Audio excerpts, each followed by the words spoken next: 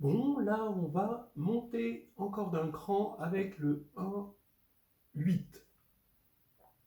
On va voir au final que P étant de degré n, polynôme de degré n de Q de x, hein, est à valeur entière si et seulement si P prend des valeurs entières sur n plus une valeur consécutive.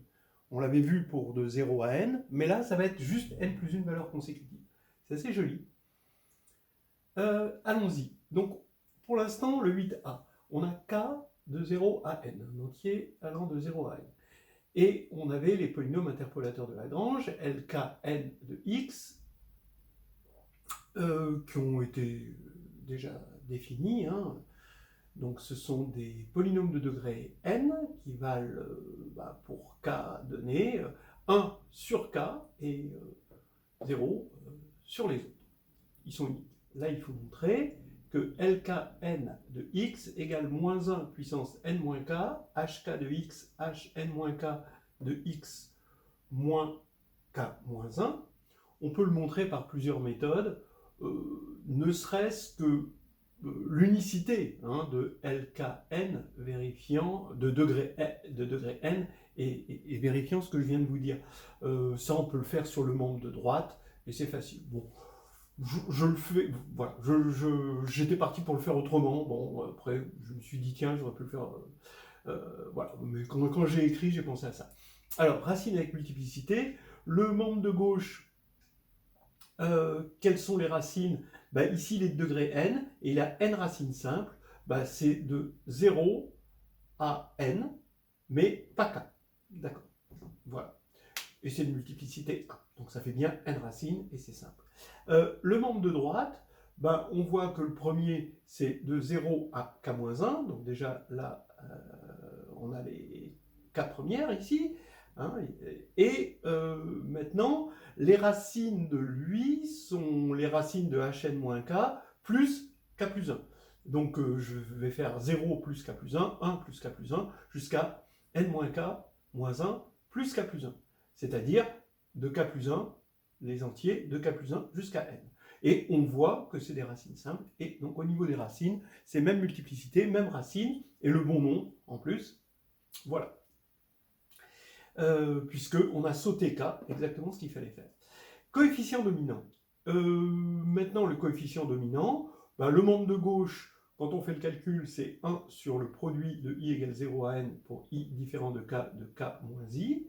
Et le membre de droite, c'est moins 1 puissance n moins k, 1 sur factoriel k, 1 sur factoriel n moins k. Et donc, il y a égalité, c'est très vite vu. Hein, de voir que les k premiers facteurs ici vont nous donner factoriel k, et les n-k autres, quand on va prendre l'opposé, ça va faire moins 1 puissance n-k sur 1 sur factoriel n-k. Bon, plus j'y pense, plus je me dis que j'aurais dû faire l'unicité de Lkn, qui est de degré n, donc exactement comme ici, avec les racines et la valeur 1 sur k. Ça aurait peut-être été plus efficace. Bon, allez. N'oubliez pas quand même ici, quand on a deux polynômes de degré n avec même coefficient dominant et même racine, n racine, et quand vous allez faire la différence, vous allez descendre d'un degré puisqu'il y a le même coefficient dominant, et vous allez toujours avoir n racines. Donc la différence est nulle, puisqu'elle a plus de racines que son degré. Hein, et c'est comme ça qu'on montre l'égalité. Voilà, bon, au moins j'ai dit quelque chose. Voilà. Mais le tout, c'est de montrer que P, un polynôme de Q de x, d'accord, hein, il est dans Q de x, hein, Q de x, ici, de degré n, il est à valeur entière, si et seulement si P de t appartient à z pour n plus une valeur consécutive. Donc je vais appeler S, S plus 1 jusqu'à S plus n, où S est un entier, hein, les n plus une valeurs consécutives. Dans ce sens-là, c'est toujours évident, puisque s'il est à valeur entière, il est en particulier à valeur entière là-dessus. Bon, c'est la réciproque qui va être plus importante, et on va poser P indice S de x, le polynôme P de x plus S, Et vous remarquerez que, par la formule du binôme, par exemple, le degré de P indice S, c'est le même que le degré de P, évidemment. On en avait déjà parlé avec cet endomorphisme delta. Donc ici, P indice S, bah, comme il est de bon degré, c'est-à-dire n, bah, P indice S va se décomposer dans la base des LKN, pour k allant de 0 à n. Et c'est fait pour les LKN. En fait, on peut voir les polynômes interpolateurs de Lagrange comme la base en T-dual de la base des évaluations en les cas de 0 à n, c'est-à-dire tout simplement que PS est égal à cette somme avec les coefficients dans la base, c'est justement les évaluations PS de K. Bon, si vous n'êtes pas convaincu, vérifiez-le, voilà. Et maintenant, vous allez avoir une égalité avec LKN, ici, donc là maintenant je mets PS de K, c'est P de K plus S, par définition, ça c'est rien du tout, et maintenant je vais écrire LKN égale ceci. Donc je vais avoir une somme de K égale 0 à N de P de K plus S moins 1 puissance N moins K, HK de X, H N moins K, bon là c'était un peu dur, j'ai un tableau un peu petit, de X moins K moins 1, d'accord, voilà, comme ça. Et donc, ici, les PK plus S, alors K allant de 0 à N, PK plus S, ben ça va faire les P ici de tous ces éléments-là. Donc, c'est que des entiers par hypothèse, puisqu'on a supposé que c'était entier. Donc, ça, c'est entier. Ça, c'est dans ent Z. Ça, ben, Hn-K, il est dans ent Z.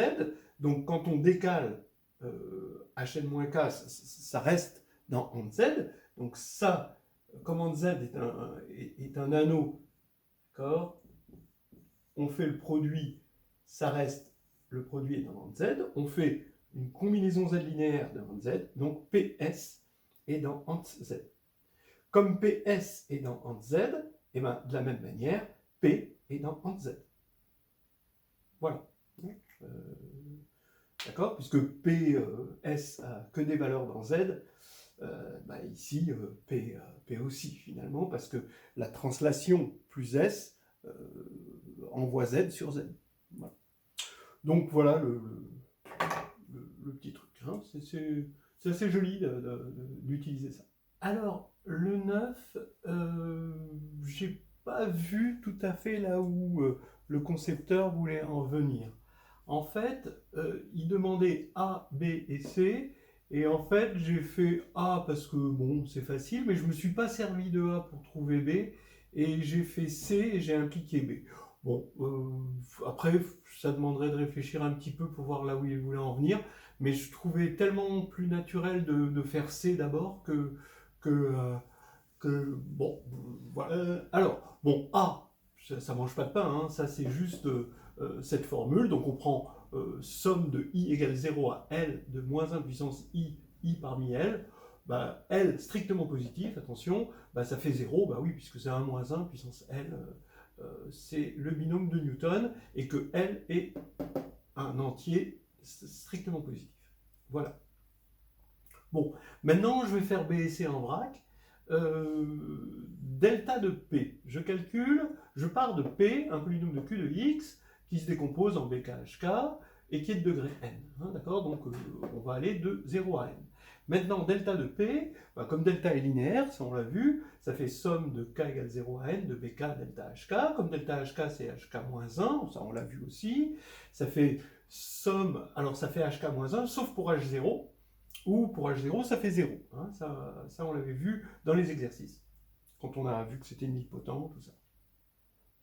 Donc, ça fait somme de... Bon, ça paraît loin, hein, tout ça. Somme de K égale 0 à N-1 de BK plus 1 HK, parce que là, je suis allé de K égale 1 à N, hein, puisque c'était nilpotent, là, comme ça. Hein, K égale 0, ça a disparu. Et, ou alors, si vous voulez, c'est comme si on posait H indice moins 1 égale 0. Et ici, j'ai changé k en k-1, ce qui permettait d'avoir ça. Voilà, k en k-1 dans un sens ou k en k+1 dans l'autre. Donc on a ça. Maintenant, par récurrence, vous imaginez bien que quand on va itérer delta L fois, ben on va avoir delta L de P, c'est somme de K égale 0 à N moins L, au lieu de N moins 1, B, K plus L et HK. Voilà. Donc ça, c'est vite vu. Maintenant, delta L de P de 0, ça veut dire que j'applique ça en 0. Ben, tout va se simplifier, hein, puisque tous les HK s'annule en 0, sauf H0. Donc il va rester BL. Voilà. Maintenant, j'appelle epsilon l'incrémentation, c'est-à-dire qu'il y a P donne P de x, si vous voulez, ça donne P de x plus 1. Je vous rappelle que c'est un endomorphisme, hein, que ça garde le degré, donc c'est un endomorphisme sur la stratification par les degrés. Et ici, vous remarquerez que delta, c'est epsilon moins identité, puisque c'est P de x plus 1 moins P de x. Donc on fait epsilon moins identité puissance.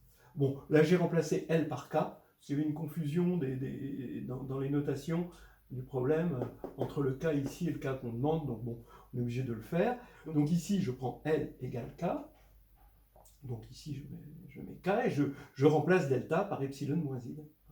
Voilà, c'est ça. Et comme epsilon c'est un endomorphisme qui commute avec l'identité, j'ai le droit d'appliquer le binôme. Ça fait somme de I égale 0 à K, de moins 1 puissance K moins I parmi K, epsilon puissance I de P, et on évalue tout ça en 0. Mais epsilon I de P, bah, comme epsilon c'est l'incrémentation de 1, epsilon puissance I c'est l'incrémentation de I, et donc en 0 ça fait P de I plus 0, c'est-à-dire P de I. Et ça c'est BK. Donc on a démontré cette formule, mais en fait, en passant par celle-ci et celle-ci. Bon, comme ça. Alors peut-être on devait pouvoir faire autrement, mais bon là je pense que c'est suffisant. Et puis même en général, si vous arrivez à tout démontrer sans rien supposer des intermédiaires, normalement vous devez avoir les points. Effectivement, il disait dans le petit b en déduire, et j'en ai pas déduit. Bon, ça là j'ai pas... Voilà. Mais bon, après c'est de la devinette. Alors, on a bientôt terminé la partie 1 avec la question 10. On prend un polynôme, attention il est unitaire dans z de x, et on va poser d de p, le PGCD de tous les p de z quand z parcourt l'ensemble des entiers. Alors, bon, l'existence, hein, elle est claire. Bon, ils n'en parlaient pas de l'existence, mais bon, elle est claire.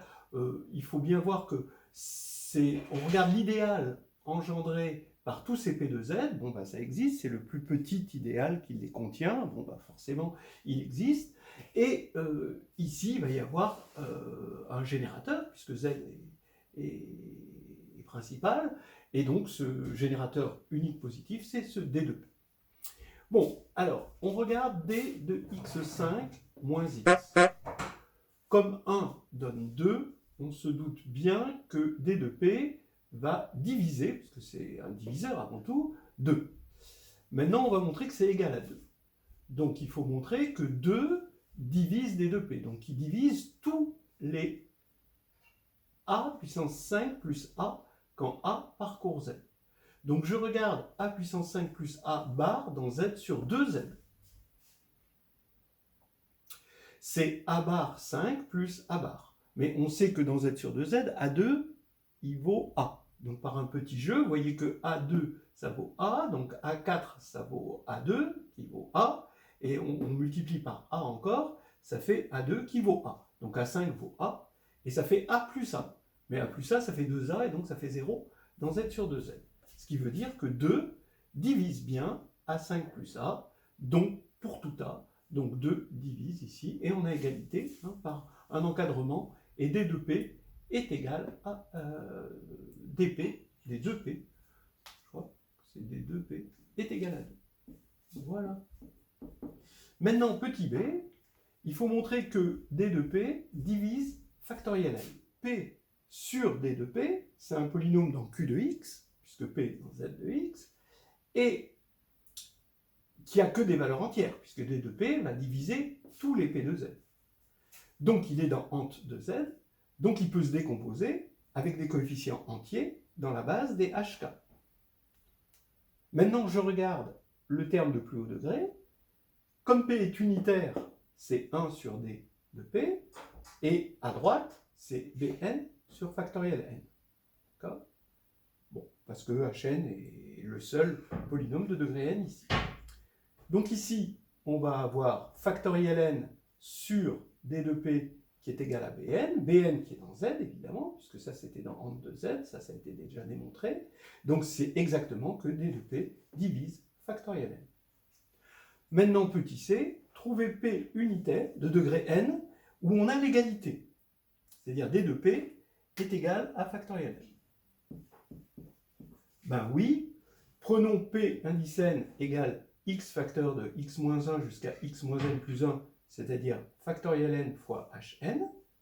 Ben vous voyez que comme hn est à valeur entière, factoriel n va diviser toutes les valeurs de p de z, hein, de z.